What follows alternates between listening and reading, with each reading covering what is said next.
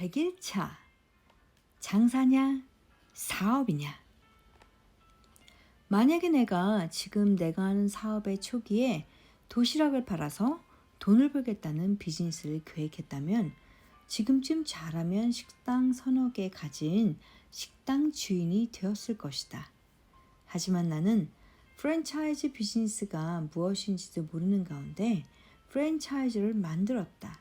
음식이 아니라 시스템을 팔려고 했더니 그것이 프랜차이즈 비즈니스였던 것이다.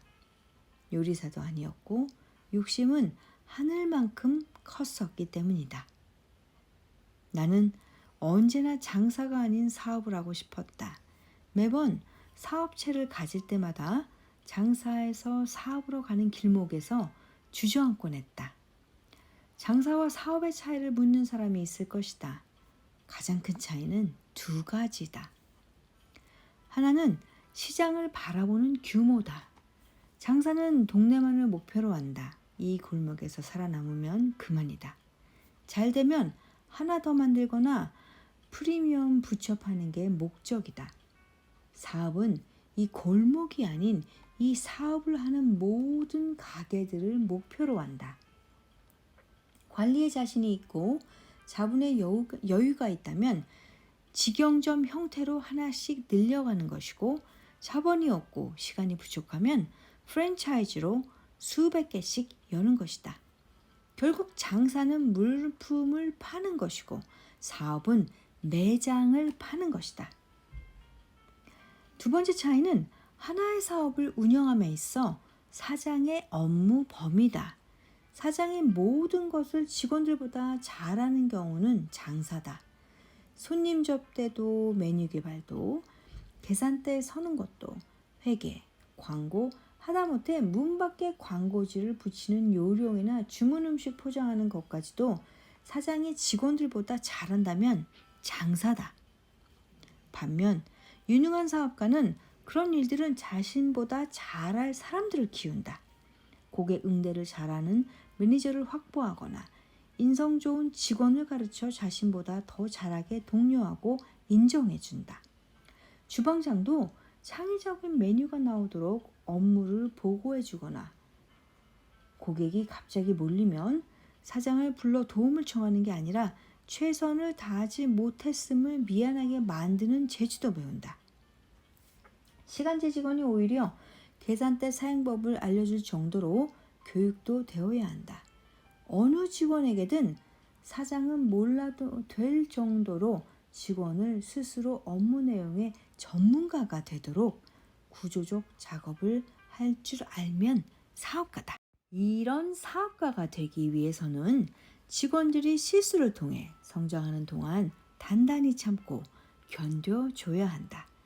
조급한 마음이나 눈에 뻔히 보이는 손실 때문에 잔소리를 하거나 제재를 가하면 직원들은 더 이상 성장하지 못한다. 제재하는 그 시점에서 그 직원은 성장 한계를 갖고 이 이상의 모든 일들은 사장이 해야 한다. 창업 초기에는 다방면의 재능이 많은 사장들이 사업을 효율적으로 운영하지만 직원들을 개별 업무에서 사장 자신보다 더 잘하는 사람으로 만들어주지 않으면 사업은 더 이상 잘할 수 없다. 그리고 그런 사장은 평생 자신의 일을 통해 밥을 벌어먹어야 한다. 장사꾼으로 남는 것과 사업가로 성장하는 것은 자본의 크기가 아니다. 그 사업을 보는 마음의 크기다. 언젠가 부산에서 열린 박람회에 참석했더니 해산물 식당을 하는 중년 부부가 소문을 듣고 찾아왔다. 식당을 몇 개 운영 중인 분들인데 장사는 잘 되었다. 하지만 얼마 전에 새로운 경쟁자가 부산 시내에 수십 개가 넘는 식당을 순식간에 차린 것이다. 그 부부는 이해할 수도 없었다. 맛도 자기들보다 떨어지는 식당이 어떻게 자기들이 수십 년간 쌓아놓은 업적을 단박에 따라잡을 수 있는지 궁금하다며 의견을 물었다. 나는 단호하게 대답했다. 그곳은 당신 음식이 맛있기 때문입니다. 그들은 당황했다. 맛있는 것이 왜 문제가 되는지 이해하지 못했다.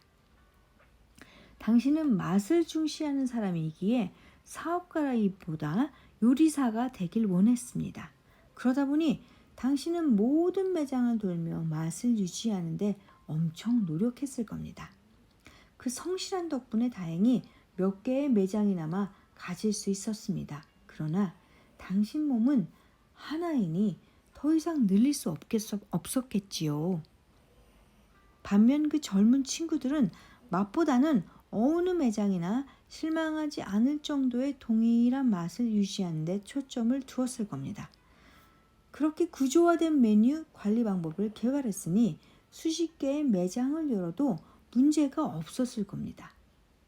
당신이 장사를 한다고 맛에만 신경 쓰는 동안 상대는 맛이 아니라 매장 분위기, 운영구조, 사업 이미지, 시장 조사 등에 중점을 두는 사업가가 된 것입니다.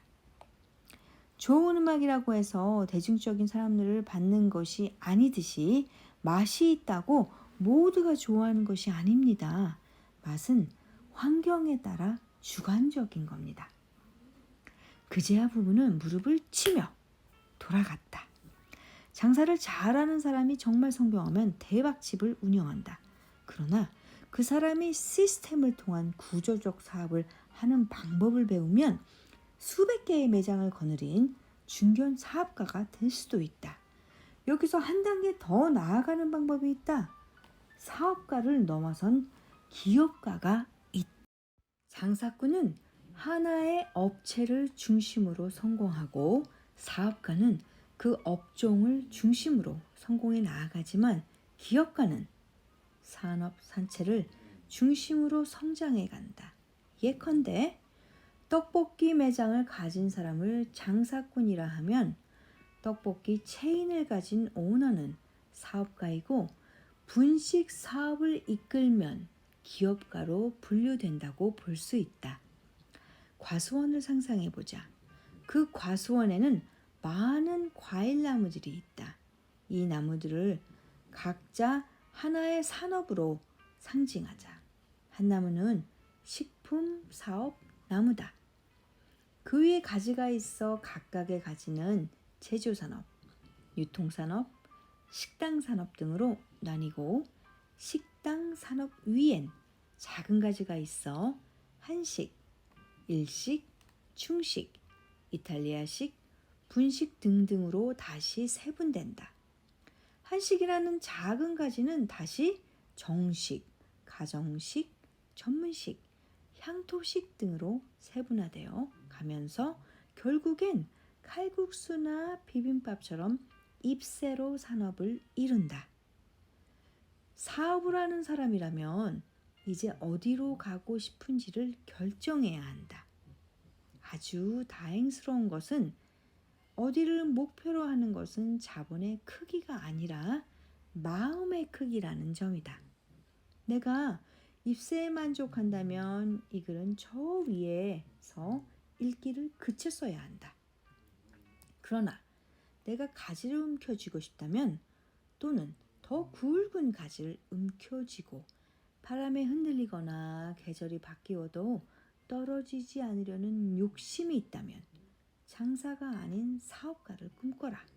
이를 넘어 기업가를 꿈꿔라. 내가 잡을 가지가 없다면 새로운 가지를 만들거나 새순이 올라오는 곳에서 기다려라. 그것이 어느 가지든 잎새가 아닌 가지를 가지는 순간 당신은 바람과 계절을 무서워하지 않듯 불경기나 유행을 두려워하지 않는 자리에 서게 될 것이다. 김승원 선생님죠. 생각의 비밀 중에서